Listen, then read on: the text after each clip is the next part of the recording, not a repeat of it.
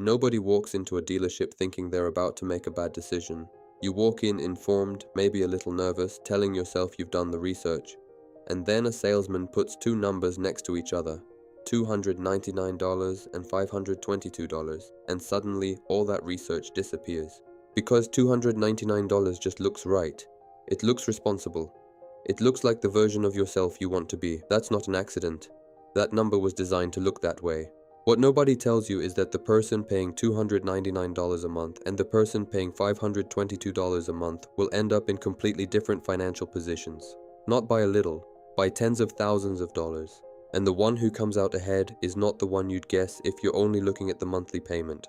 Jake and Marcus both earn $55,000 a year. Same income, same dealership, same $30,000 sedan. Jake signs a 36-month lease, $2,000 at signing, $299 a month. Marcus takes out a 60-month loan at 6%, $3,000 down, $522 a month. That's $223 more every single month. Jake drives off feeling like he found the cheat code. Marcus is doing the math in his head before he even gets to the highway. For 3 years, Jake is living the cleaner version of this. Full warranty, no surprise bills, nothing to worry about mechanically.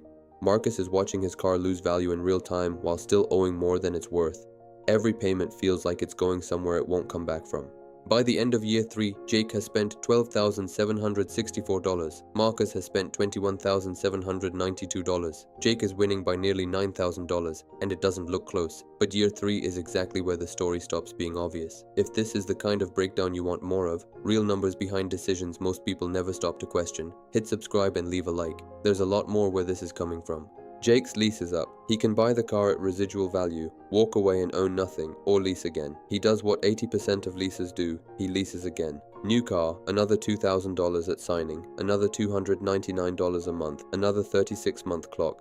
The odometer resets. The payment counter never does. Meanwhile, Marcus still has 24 payments left. Nobody wants to keep writing a $522 check while their buddy drives something brand new. But Marcus has something Jake doesn't. An end date. Every payment he makes brings him one step closer to owning something outright. Every payment Jake makes brings him one step closer to giving the car back and starting over. One of these is a conveyor belt, the other has a finish line. Month 60, Marcus makes his last payment, title in hand, no more monthly obligations. His only costs now are insurance, gas, and around $100 to $150 a month in maintenance.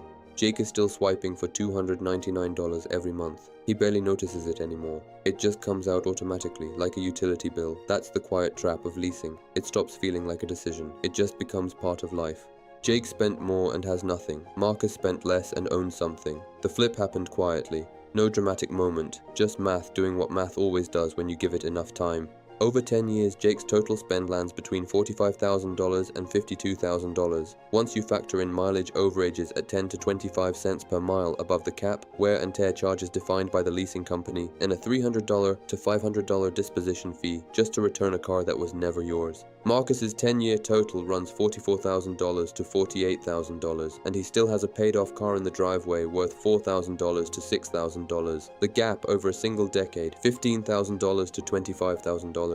Most people make this decision 4 or 5 times in their life. Leasing isn't always wrong. If you're self-employed and writing off the payments, the math shifts entirely. If you drive a luxury vehicle where out-of-warranty repairs are genuinely brutal, staying inside the warranty window permanently has real dollar value. And if you'd actually take the $223 a month you save and invest every dollar consistently, without touching it, you could theoretically close the gap. Be honest with yourself about whether that's really you. For the average person driving an average car, buying and holding wins. It's not exciting. Nobody posts about driving a paid-off sedan. But the math doesn't care about what makes a good story. The monthly payment is the number they want you to see. The total cost is the number that determines your financial future, and those two numbers are almost never the same. This video is for informational purposes only and does not constitute financial advice.